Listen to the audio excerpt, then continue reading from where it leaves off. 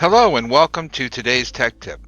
In this video, we will be reviewing how to enable the information columns in the programming browser.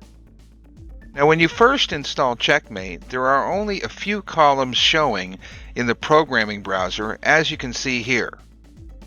Looking in the browser, the first thing I notice is that there are no plus or minus signs to the left of each measurement.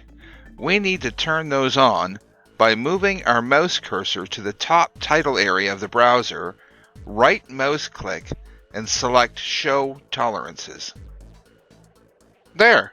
Now we can see the enabled tolerances on each feature. We see the tolerances for every feature because we have the setting enabled to expand all tolerances.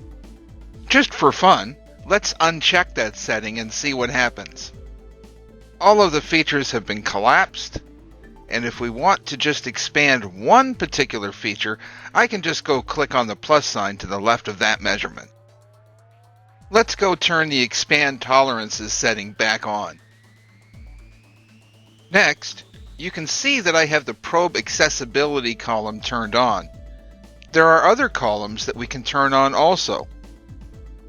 For example, let's turn on the Feature Control Frame column by putting a check mark beside the FCF. And of course, there are other columns we can turn on also. I hope this video has been helpful. Thanks for watching and have a great day.